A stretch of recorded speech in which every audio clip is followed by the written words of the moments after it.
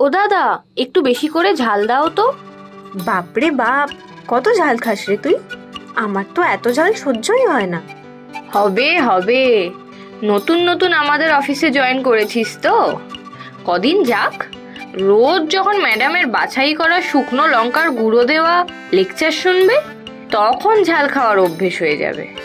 নিতু ম্যাডামের কথার কাছে এই ফুচকার ঝাল তো কিছুই না। ও মা, নিতু ম্যাডাম এরকম নাকি? আমি তো ভাবতাম খুব প্রফেশনাল। হ্যাঁ, সব ব্যাপারেই বাড়াবাড়ি। টাইমে আসতে হবে, টাইমের আগে বের হওয়া যাবে না, সব কাজ গুছিয়ে করতে হবে।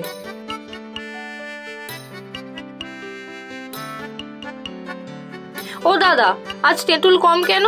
টক ঝাল স্বাদটা পাচ্ছি না তো। আমি আর খাবো না দাদা, দুটো শুকনো ফুচকা দিন তো, জল ছাড়া।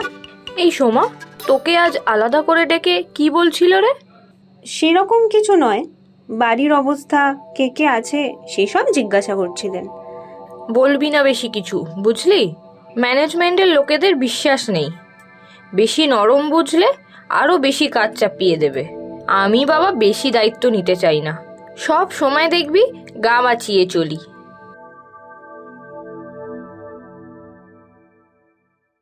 হেই মিতু, আমি এখন যাই রে, পরের বাসটা ধরতে হবে। কেন, কি করবি এত তাড়াতাড়ি বাড়ি গিয়ে? চল না, ওই মার্কেটটায় ঘুরবো, তারপর কফি খেয়ে বাড়ি ফিরবো। না রে, বাড়ি পৌঁছাবার একটা টিউশনই আছে, দেরি হলে ও বাড়ির বৌদি আবার কথা শোনাবে। তুই এখনো টিউশনি করিস?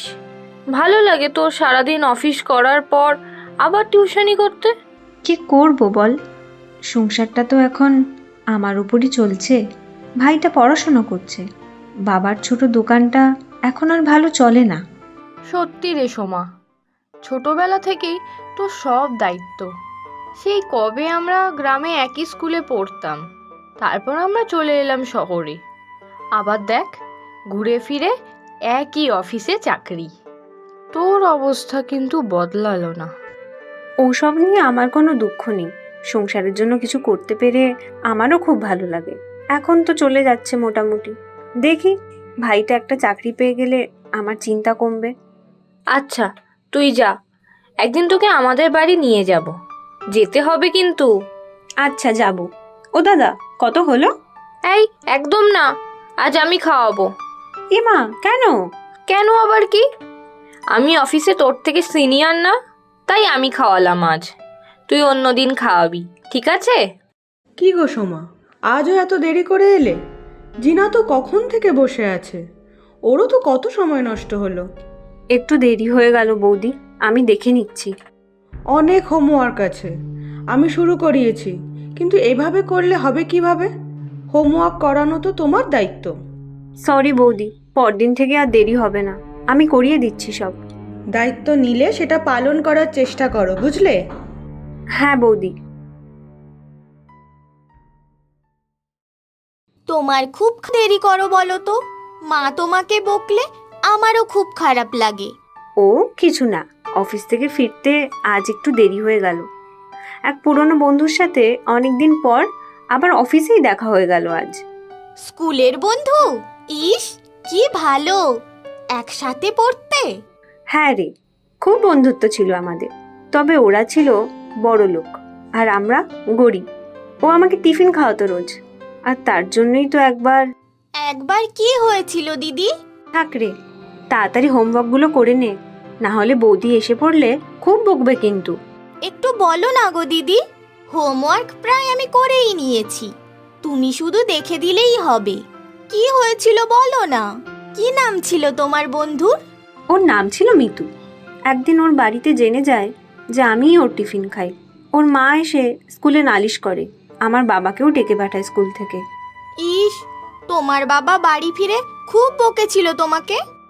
না, বাবা সেদিন আমাকে ডেকে বলেছিল, তোর কোনো দোষ নেই মা, সব দোষ আমার।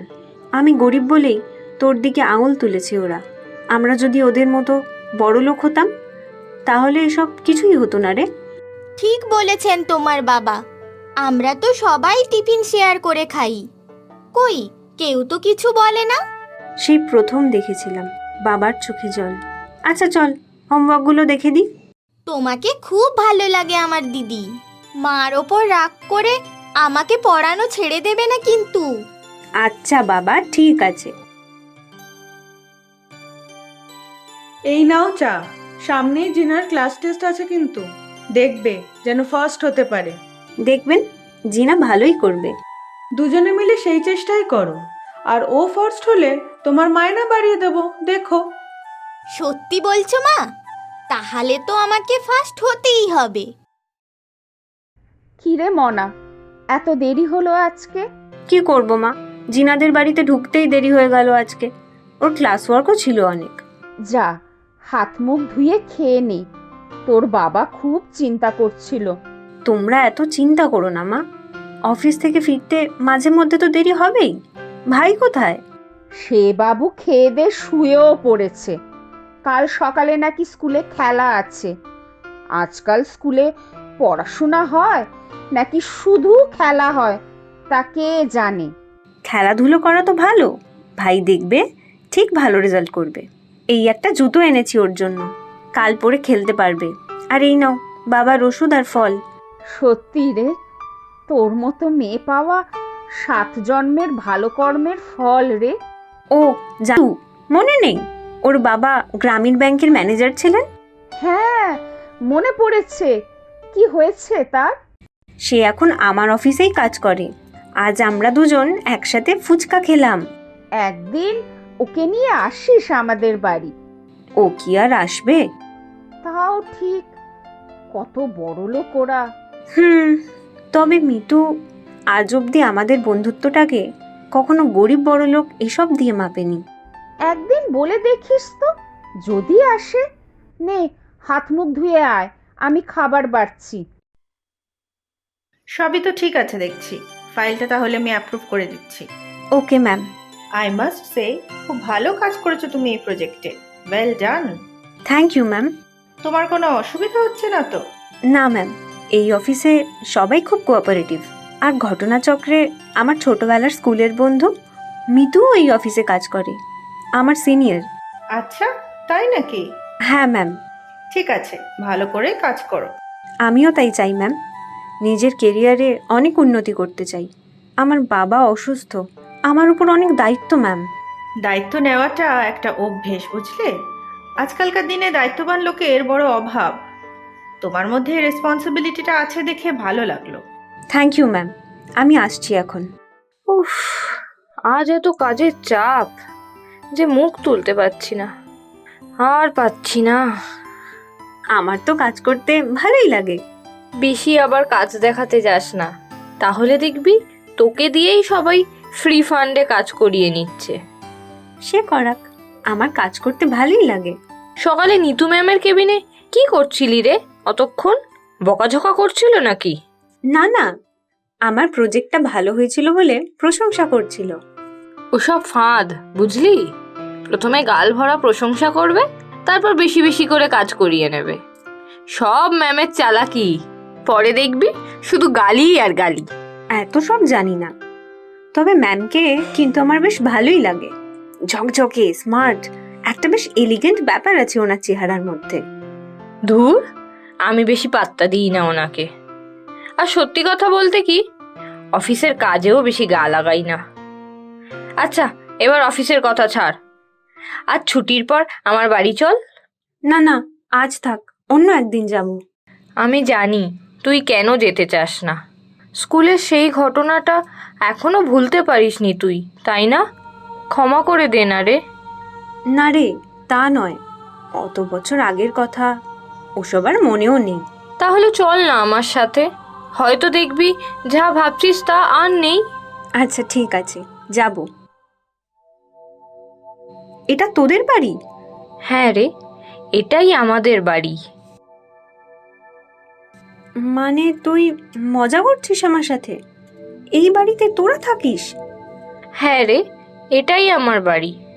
আমি মিথ্যে বলছি না, আয় ভিতরে আয়।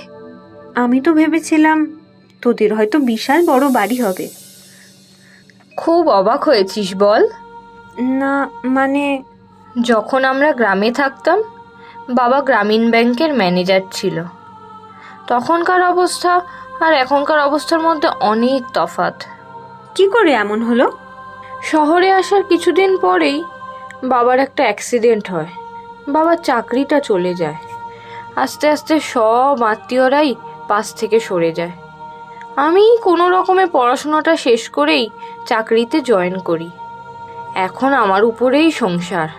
বাবা অসুস্থ, মাও মাঝে মধ্যে অসুস্থ হয়ে পড়ে। এসব তো কিছুই জানতাম না রে। ছাড়, বাদ দে। একটু চা করি, খাবি তো? হ্যাঁ, খাবো। এখন আমাদেরও টানাটানির সংসার। মনে হয় টাকা পয়সা থাকাকালীন খুব অহংকার ছিল, তো তাই বোধহয় ভগবান শাস্তি দিলেন। কাকু কাকিমা কোথায়? মা বাবাকে নিয়ে ডাক্তার দেখাতে গিয়েছে। বস না, চলে আসবে।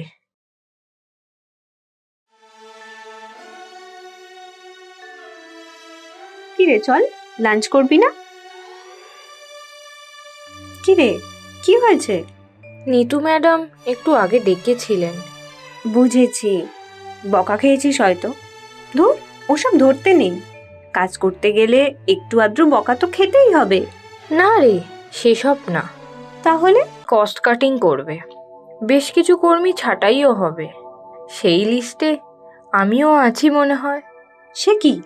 হ্যাঁ রে, চাকরিটা চলে গেলে আমি পুরো পথে বসে যাব। চাকরিটা আমার কতটা দরকার তুই তো জানিস। ঠিক আছে, তুই আগেই এত অস্থির হোস না, দেখবি সব ঠিক হয়ে যাবে। বুঝতেই পারছো অফিসের অনেক কিছুই বদলাতে চলেছে। তোমাকে কিন্তু অনেকটাই বেশি দায়িত্ব নিতে হবে। একটা বড় প্রজেক্ট লিড করতে হবে। ম্যাম, আমি হ্যাঁ হ্যাঁ, তুমি। একটা প্রমোশন হচ্ছে তোমার। আমি পারবো ম্যাম। কেন পারবে না? গাইড করার জন্য আমি তো আছি। ভয় পাবে না। তোমার পারফরমেন্স দেখেই এই দায়িত্ব দেওয়া হচ্ছে তোমাকে। ম্যাম, একটা কথা বলবো? হ্যাঁ, বলো না। ম্যাম, মিতু বলছিল ওর চাকরিটা নাকি চলে যাওয়ার চান্স আছে। আপার ম্যানেজমেন্ট যা সিদ্ধান্ত নেবে আমাদের তা মানতে হবে।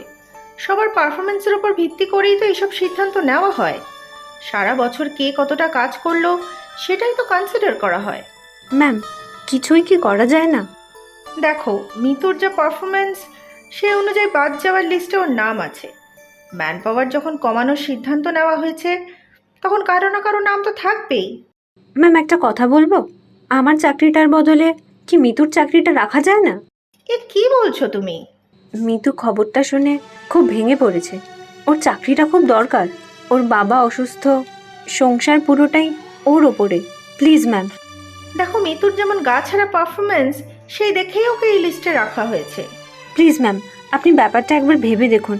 আমার বদলে যদি ওকে রাখা যায়, আমি ওকে বোঝাবো, ও মন দিয়ে কাজ করবে। তোমার এত ভালো পারফরমেন্স, সেখানে কি করে তোমাকে স্যাক করা যায়? বুঝতে পারছি মিতু তোমার ছোটবেলার বন্ধু, তার উপর চাকরিটা ওর দরকার, কিন্তু এভাবে তো হয় না। এই চাকরিটা তো তোমারও খুব দরকার। প্লিজ ম্যাম, প্লিজ, আমার বদলে মিতু চাকরিটা বাঁচান আপনি। ও যে আমার ভীষণ ভালো বান্ধবী। তোমাকে দেখে অবাক হয়ে যাচ্ছি সোমা। তোমারও চাকরিটা দরকার, আর তুমি কিনা সেটা তোমার বন্ধুর জন্য ছেড়ে দিতে চাইছো?